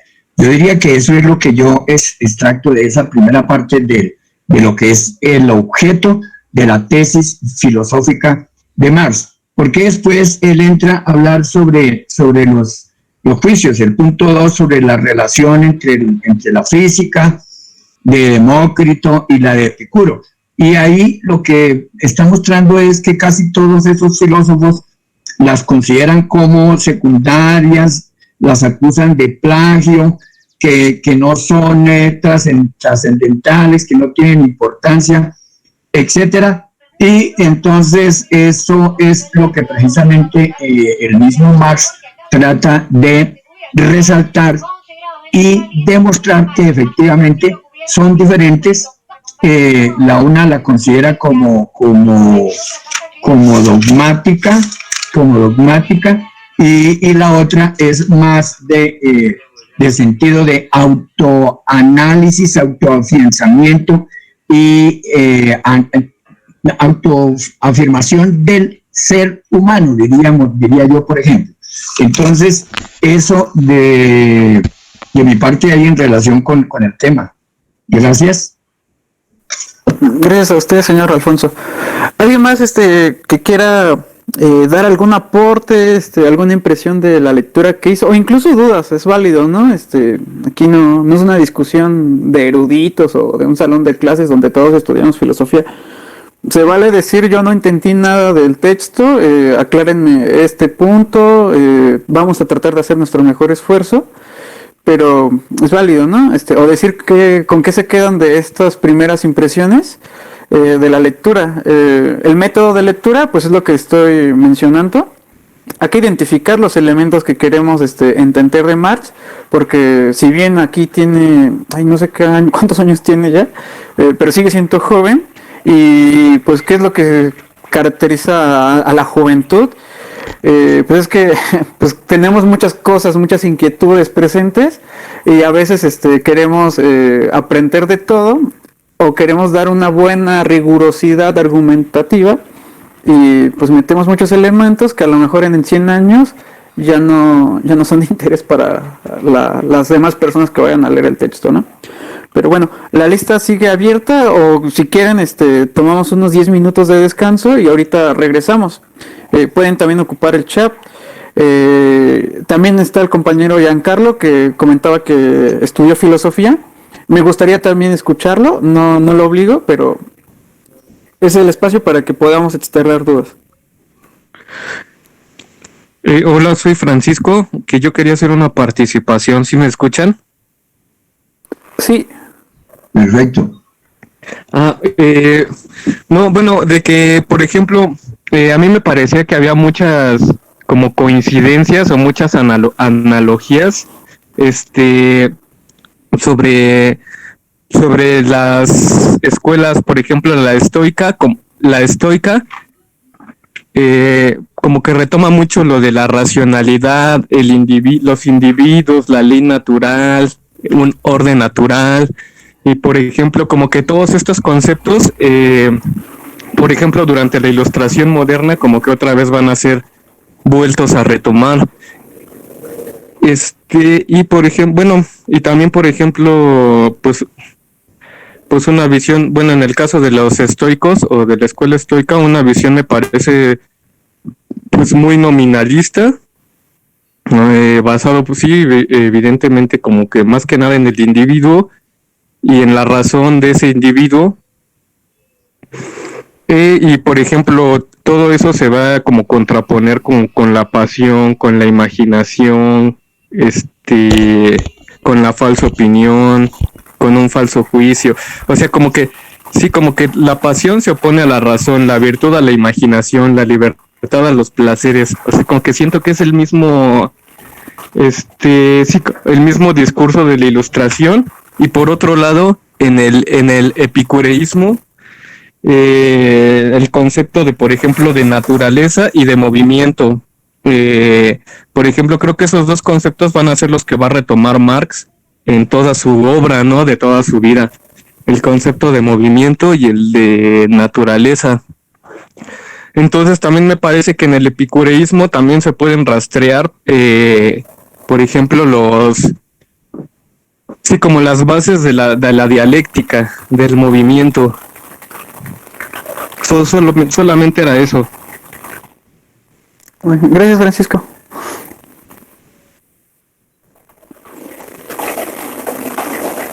¿Algún otro compañero que quiera exponer su duda? También está la propuesta de que tomemos unos minutos de descanso para procesar todo lo que se ha discutido. Ya llevamos más de hora y media. Sí, ya llevamos ya la hora y media. Entonces, si gustan, podemos tomar un pequeño descanso. Pero, Perfecto. Gracias. como digan, Gracias, gracias. Sí. ¿tomamos un descanso? De acuerdo, de acuerdo. No sé los demás. Vale. Alfonso dice que pues sí, un pequeño receso. Sería como 10 minutos, no nos vamos a tomar todo el recreo. Listo, Eh, gracias. a ver, los demás compañeros, ¿qué dicen? ¿Qué opinan?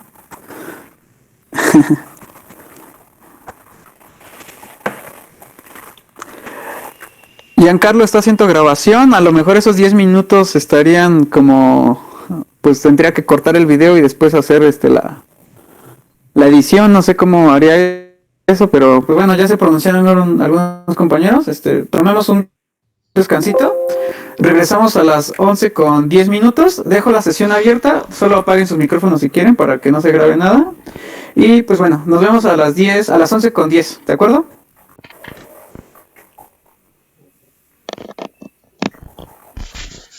Creo que eso fue un sí.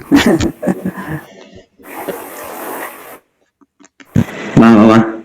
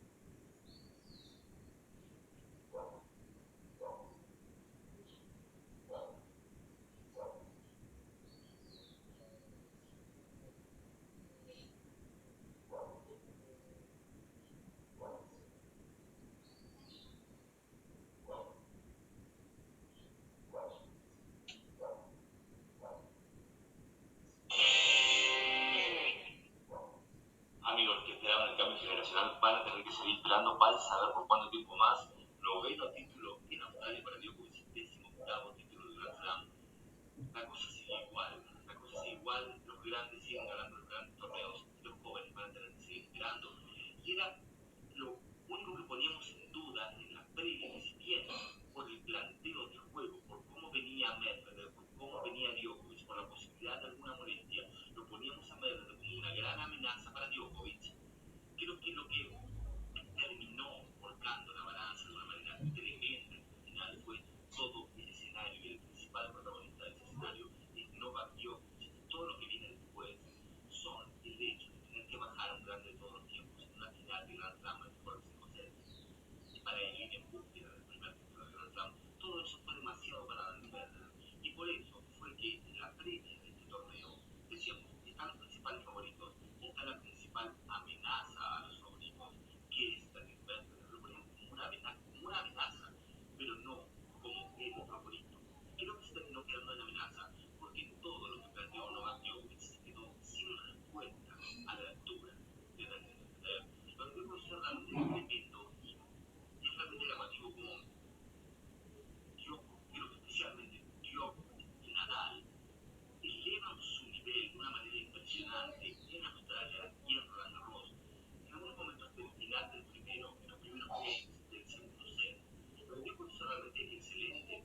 Tuvo que encadenar más o menos unos 15, 20, no mucho más de 25 minutos de gran nivel para terminar de derrumbar la tibia, por algunos momentos, actitud de Medvedev.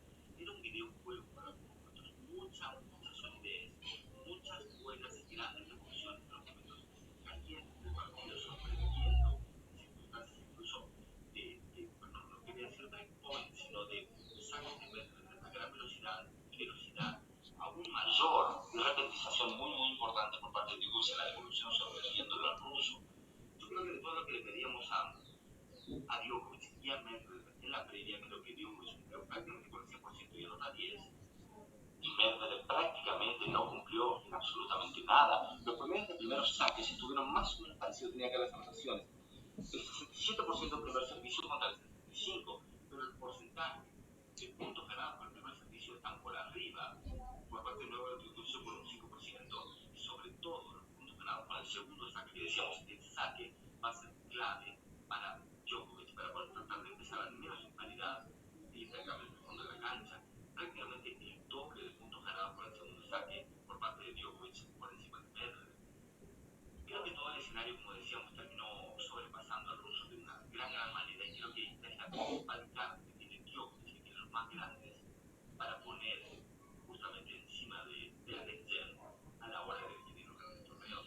Lo que fue excelente en todo sentido, en el sentido de la estrategia. Esperamos algunos intercambios del fondo de la cancha con variedad de efectos por parte de Djokovic, lo vimos en algunos casos encadenando varios detalles consecutivos, y en otros metiendo detalles para luego rápidamente cambiar con el efecto de topspin, cambiar la dirección. Realmente a la hora de defender, Djokovic estuvo muy bien, muy sólido, que era lo que esperábamos, pero lo que sorprendió fue la falta de contundencia por el otro lado de la red. Esperábamos, sí, obviamente los peloteos planos, los peloteos cruzados de revés, pero también esperábamos cambios de ritmo y direcciones. A la hora de cambiar, pero muy pocas veces nos encontramos con un montón de errores, vimos muy poca representación por el lado del revés y una fila gigantesca de errores por el lado de la derecha, muchos marcazos. Y yo creo que la solidez de Djokovic y sobre todo el escenario terminaron marcando una enorme diferencia, y esto no es desmerecer ni a Medvedev ni desvalorizar la victoria de Djokovic. Justamente esto es una enorme parte de lo que son estos grandes jugadores, y sobre todo Djokovic en este escenario, en esta cancha, dejando rápida, que no sé ni por qué el propio Nole se quejaba de que cada vez estaba más rápida, para mí que era cada vez mejor, sobre todo porque en las últimas temporadas tenemos a un Nole plantado de jugador de fondo, contragolpe, y en algunos momentos rocosa defensa, y al tener la pelota que se acelere, se mantiene o baja a media altura, tenemos a Djokovic contragolpeando muy bien, defendiendo muy bien. Se le complica cuando tiene que cargar un poco más, hablemos del polvo de ladrillo en Roland Garros, o de un cemento un poco más lento de los Estados Unidos, torneos donde ha tenido que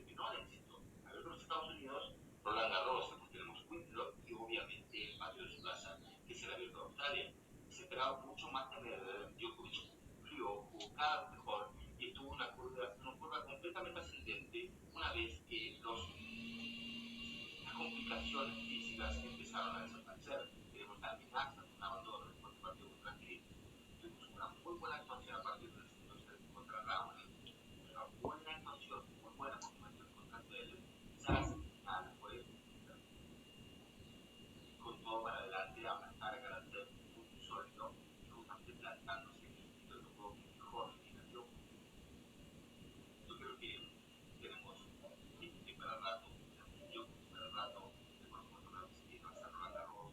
Yo creo que esta era la enorme chance de lo que muchos esperan que es el cambio generacional. Yo la verdad tenía un debate, ya no sé si quiero ver jóvenes, nuevos jugadores ganando grandes torneos o si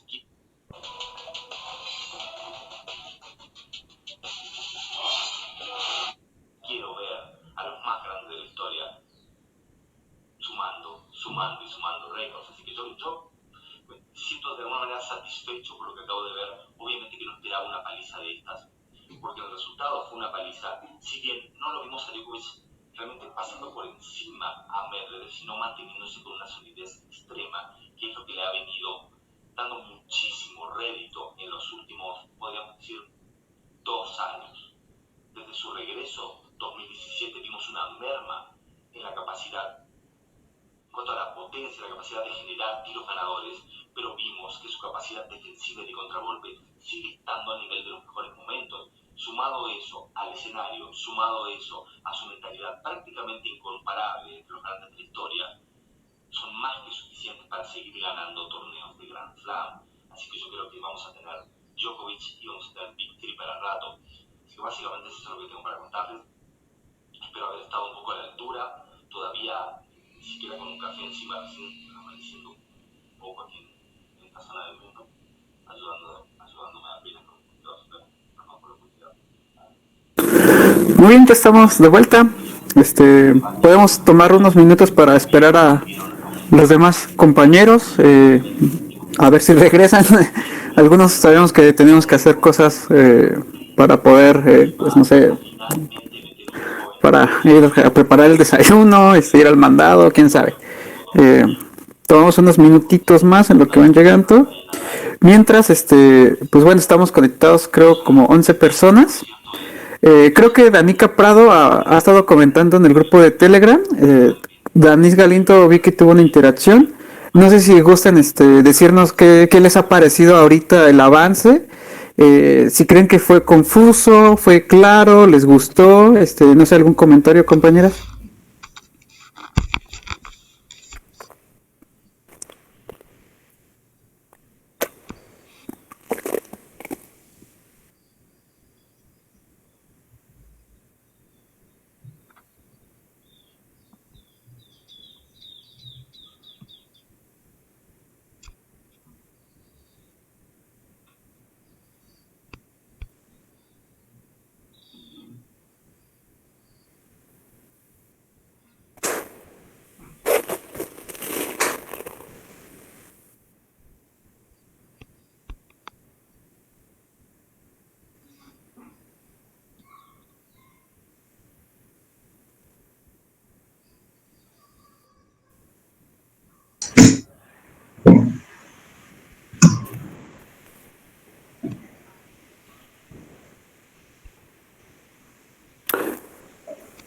¿Qué tal, compañeros? ¿Ya están por ahí?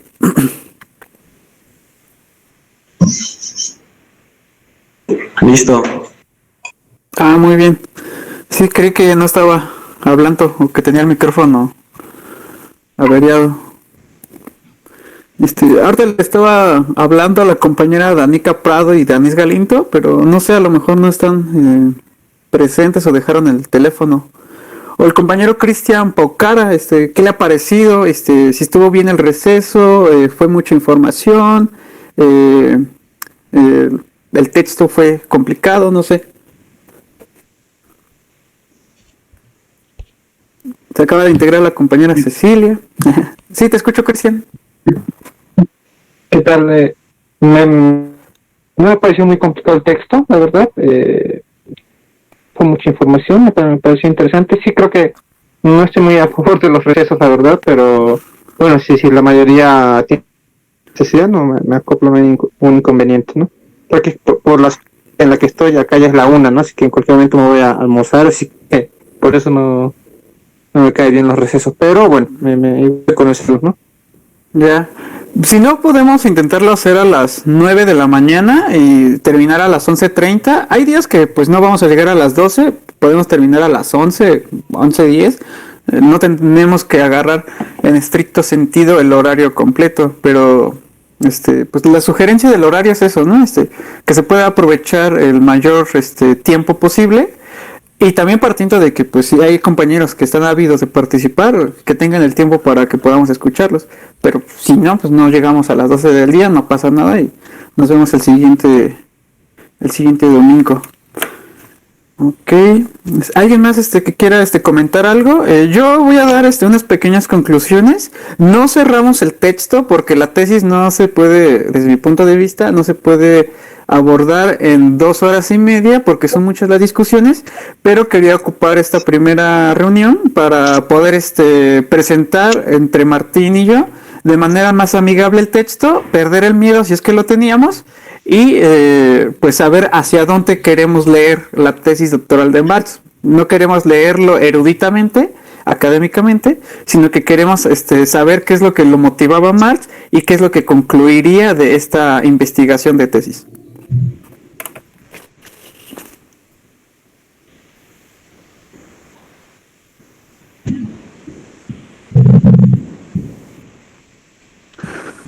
Ok.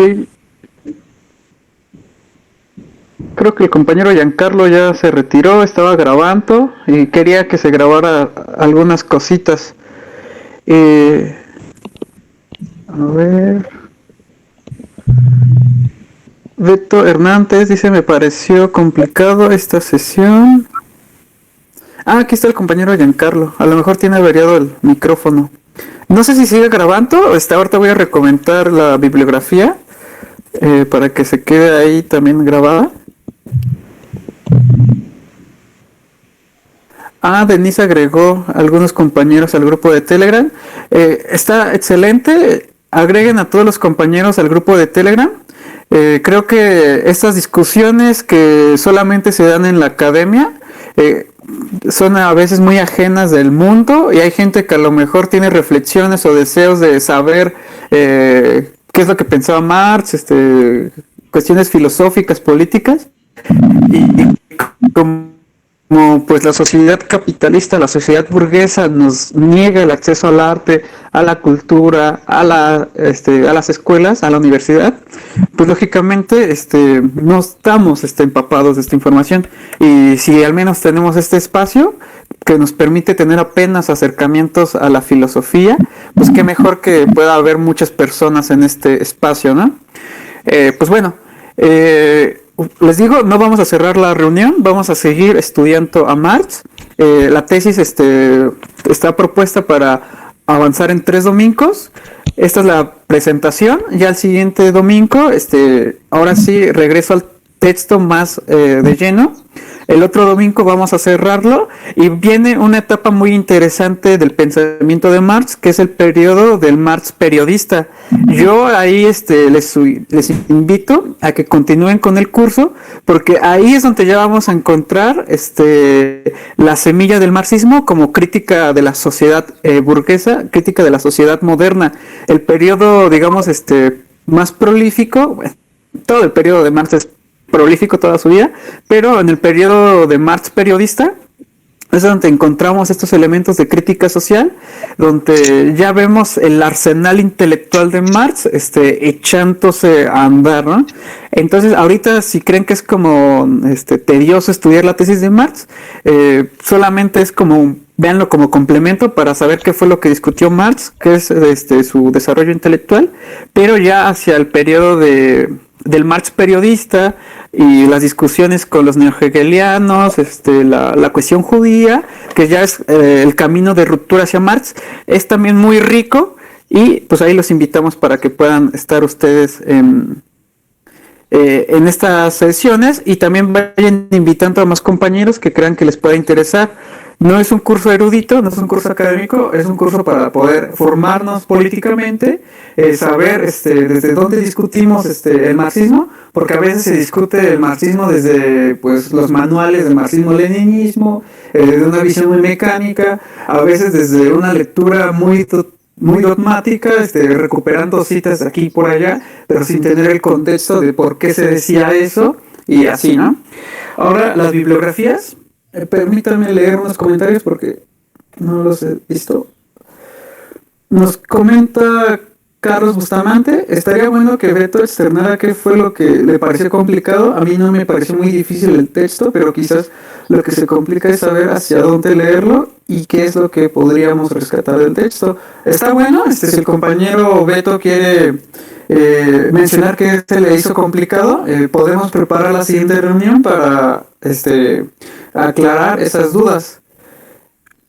El compañero José Luis Portillo nos comenta, la sesión me ha parecido muy buena, me costó bastante entender la lectura, pero ya pude entender lo esencial de la misma, y con lo que han comentado ustedes ya tengo una visión más clara de ese documento marciano. Muchas gracias por su comentario, señor José Luis Portillo.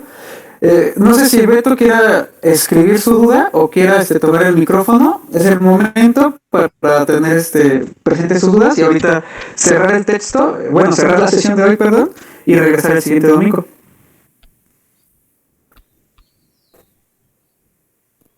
Compañero Beto, ¿quiere comentar algo o escribir?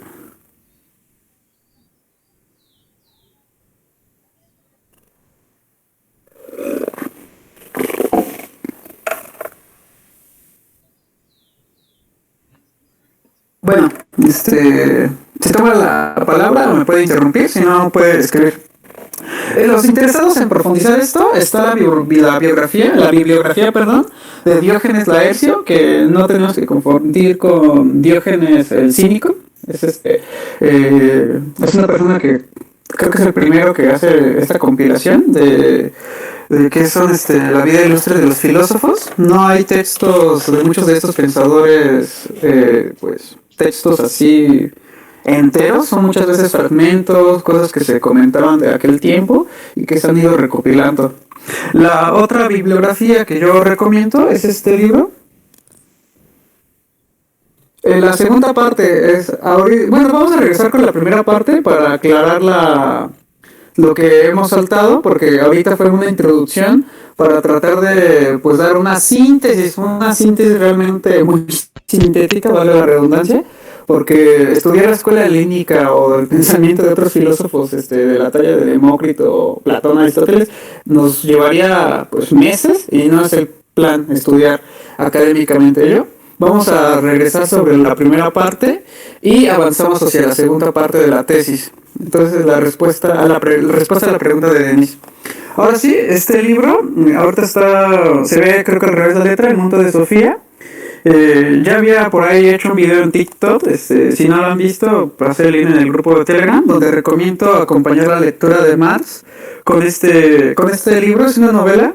A lo mejor al compañero Beto le gustaría leerla, porque si son discusiones a veces complicadas en el terreno de la filosofía, Justin Gardner nos hace un ofrecimiento de una filosofía novelada, es decir, una serie de intercambio de correspondencia con un filósofo que va dándole formación filosófica a Sofía, que es una niña que va aprendiendo filosofía por correspondencia. Y pues una muy buena novela. Yo cuando la leí me quedé maravillado, y pues no les voy a contar al final porque sí me dejó como impactado hace unos 4 años que estaba con este libro. Si en algún momento en su país lo llegan a ver, lo compré en usado. Hay cosas que encuentras en usado que son verdaderas joyas. Esta es uno de los libros imperdibles, y es que no tenemos formación filosófica, pero pues queremos aprender cuáles son las discusiones. Un bonito texto.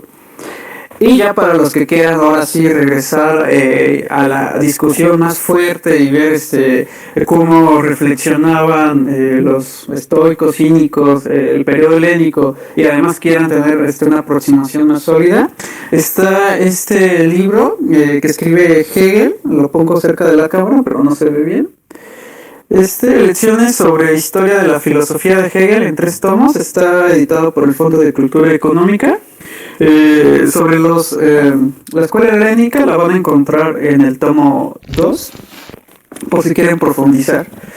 Y pues bueno, la tesis de Marx, ¿no? Que es donde estamos nosotros apoyándonos. Ya escribió el compañero Beto porque le pareció complicado. Ok, pues nada más le ruego que continuemos con la... Bueno, Carlos dice que no lo recomienda, yo nada más doy la referencia. Pues nada más le digo al compañero Beto que continuemos con la sesión. Yo creo que puede ser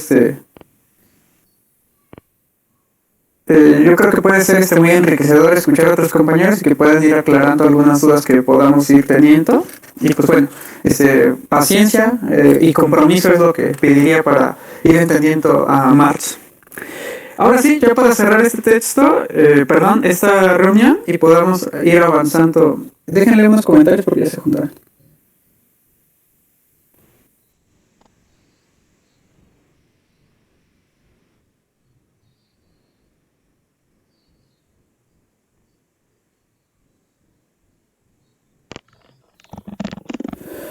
Pues aquí hay una pregunta sobre las traducciones. Esa pregunta es muy recurrente en la academia y pues bueno, no tendría por qué saltarse esa pregunta en este espacio. ¿Cuál es la mejor traducción? Pues es un problema ahí porque nadie de aquí habla latín, griego o alemán, o pues no sé, los textos que estén escritos en su idioma. Yo lo que les sugiero es leer los estudios preliminares de los textos.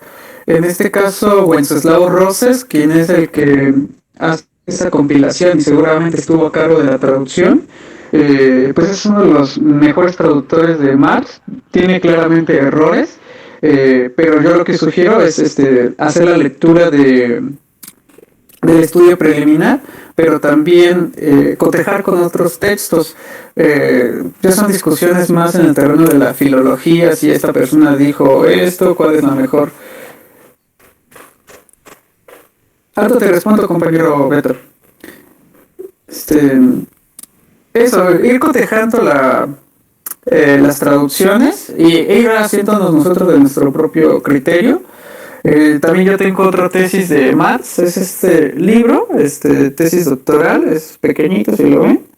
Me gusta más esta traducción, pero como la compilación está, pues ya está incluido y vamos a agarrar muchos textos de aquí, dejé que se leyera este texto para no complicarnos la lectura. Pero pues yo respondería a eso, ¿cuál es la mejor traducción? Hay que ver el estudio preliminar, que es la justificación de la traducción. Si encontramos una mejor traducción, está bueno, pero lo importante es la discusión del texto y no el formato o la traducción del texto. No es un criterio totalmente válido, estoy de acuerdo, pero no quiero detenerme en si la traducción es de Wenceslao la menos indicada o hay que ir directo al alemán. Eso nos va a quitar mucho tiempo y pues no es el propósito de la reunión, ver cuál es la mejor traducción.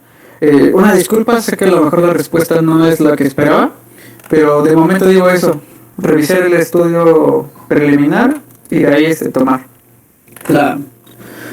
lo que mejor creamos nosotros del texto. Ya cuando vayamos al Capital, ahí podríamos nosotros pues ver cuál es la mejor traducción.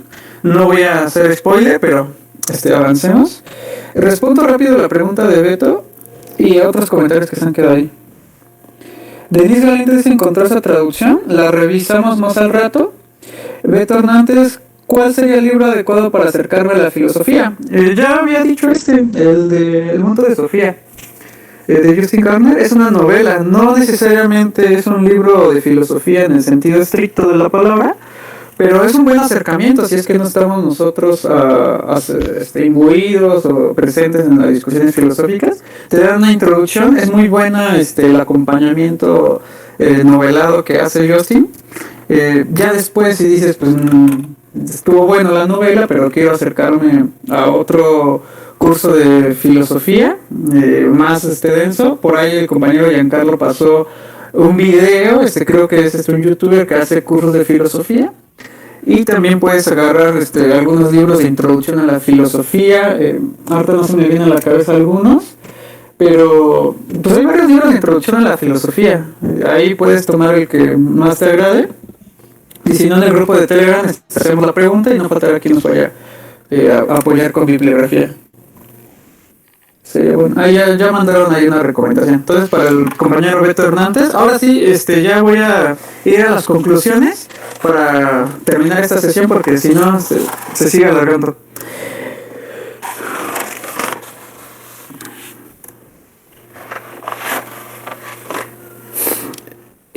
¿Cuáles son las ideas con las que nos tenemos que quedar de esta primera reunión y seguir avanzando y tener como el hilo conductor en la lectura? Entre los antiguos filósofos griegos de la naturaleza, Demócrito era el que más se acercaba con rigor y desarrollaba el materialismo.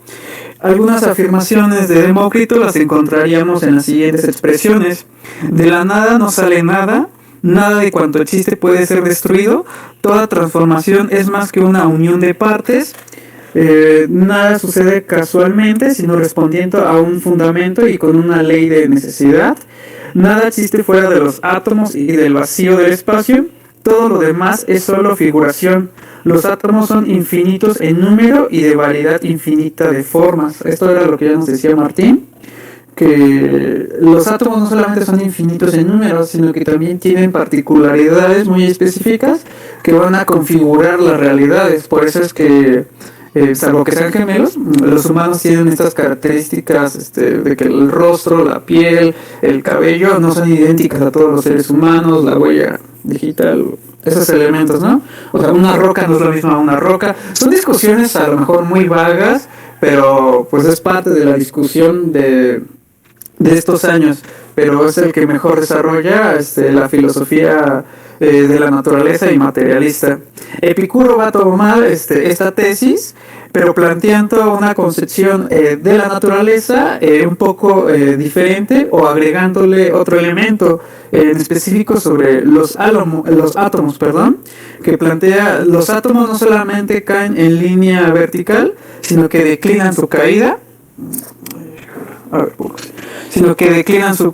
Pues bueno, esto en el texto, si ya lo han avanzado, pues hubo un rechazo no solamente de sus contemporáneos, sino que filósofos de la talla de Leibniz o Kant, pues también van a estar ahí como, pues, como riéndose, criticando eso, de pues este tipo planteando de que los átomos declinan su caída, así como si arbitrariamente, conscientemente el átomo decide moverse al final de su caída, ¿no? Entonces, Epicuro afirma que los átomos declinan su caída, es decir, que no caen en línea recta, sino desviándose un poco de la perpendicular. Esto es como, pues, de chiste, ¿no? Decir que los átomos desvían su caída, pero la inquietud de Marx no es esa. Pues decir, pues sí, Epicuro se equivocó, le copió mal a Demócrito, sino que Marx, por su parte, no entra a discutir en modo alguno la equivocación física de Epicuro. Antes bien reconoce su inmensa impericia en la explicación de fenómenos físicos, haciendo ver que para Epicuro la perfección de los sentidos es la única piedra de toque de verdad. Aquí, dentro de la filosofía de Epicuro, encontraríamos cuál es, dentro de su teoría del conocimiento, cuál es la manera en cómo nos apropiamos del conocimiento, y es a través de los sentidos. Pero como los sentidos pueden ser engañados, lo que valdría la pena es perfeccionar estos sentidos, ¿no? Y bueno, ahí encontraremos otras citas. Marx no se conformaba con despachar estas torpezas manifiestas dándoles un título honorífico cualquiera, sino que aspiraba a indagar la razón filosófica que andaba detrás de aquel sinsentido físico. Entonces aquí ya no es una aproximación vulgar de Marx o de cualquier estudioso, sino que ya se está preguntando cuál es la fundamentación filosófica de esta separación o este agregado que hace Epicuro a la filosofía de la naturaleza de Demócrito. Lo que para Demócrito era el fin, no era para Epicuro más que el medio para este fin. Es decir, si los átomos caen en línea vertical, recta, ese es el fin para Demócrito. Para Epicuro no es el fin, es el medio para llegar a un fin. No se trataba para él de conocer, no se trataba para él de conocer la naturaleza, sino de formarse una visión de la naturaleza que su sistema filosófico pudiese apoyar. Esa es la relevancia de Epicuro, esa es la relevancia de Demócrito, que quiere tomar en cuenta Epicuro, poderse hacer de un sistema filosófico más completo. Y agregamos, si la filosofía de la propia conciencia, tal como la formara la antigüedad, se había escindido en 3 escuelas, los epicuros representaban, según Hegel, esto puede sonar un poquito más avanzado, la autoconciencia abstracto individual. Los epicuros, esta escuela helénica que comentamos antes del receso, formaban la autoconciencia abstracto individual. Habíamos dicho que Bauer, en este periodo de estudio de la filosofía helénica, llamaría filosofía de la conciencia, es decir, el hombre en la centralidad del pensamiento de los filósofos, pero no en el sentido platónico o aristotélico, sino en el sentido más terrenal, popular de la filosofía, ¿no? Hegel plantearía que este ejercicio de la autoconciencia de los epicúreos sería una autoconciencia abstracto individual. Y pues, ¿cómo se fundamentó esto? Por la cuestión del átomo, que etimológicamente quiere decir sin división. Y de ahí pues va a ser toda una deriva filosófica, ética, justificando una conducción de vida, ¿no? Y pues bueno, podríamos avanzar con eso. La diferencia para terminar sería esto.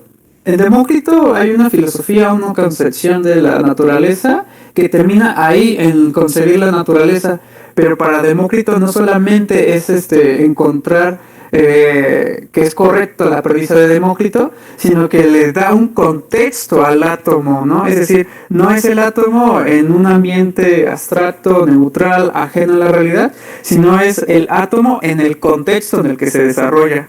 Entonces, esa es lo que encontraría Marx como primera diferencia, y es lo que nos permitiría a nosotros, como hilo conductor, para seguir estudiando esta tesis.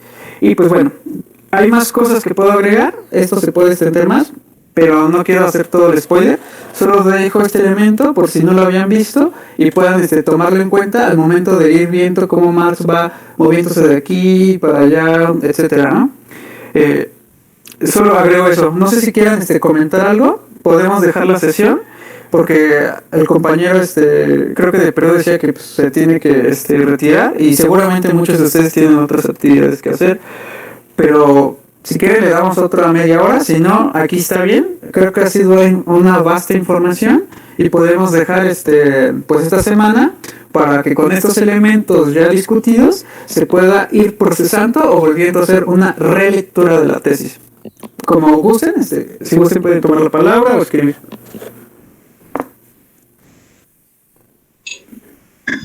Está bien, muchísimas gracias.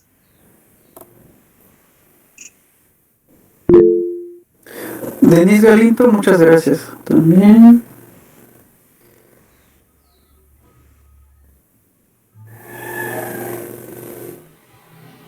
Carlos Emilio también dice que está bien si terminamos. Y sí, yo creo que ha sido bastante información vertida en este espacio. Ya se han sugerido algunas bibliografías. Hegel se sugirió ahí, pues se mandó como bibliografía, pero tampoco es que hay que revisarlo, además de que sí es complicado también, ¿no? Erika Guanostasi, no sé si lo dije bien. Dice, ¿podrías ayudarnos con los libros de manera digital? Hay muchos libros que tengo yo de manera digital y hay otros que sí me tendría que hacer el trabajo, aventarme el trabajo de digitalizarlos. Pues eso es un problema porque necesito el escáner. Yo busco los libros, si encuentro los digitales, pues los enviaría al chat.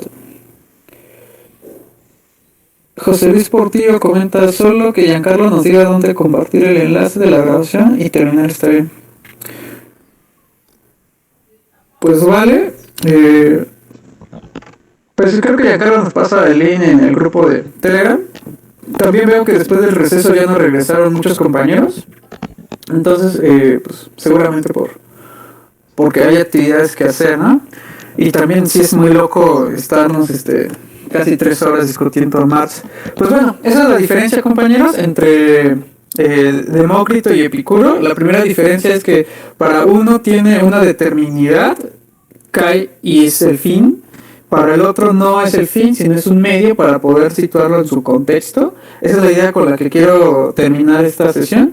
Y nos estaríamos viendo el siguiente domingo. Sigan invitando a los compañeros. Y nos estaríamos viendo el siguiente domingo. Les mando videos de invitación desde TikTok.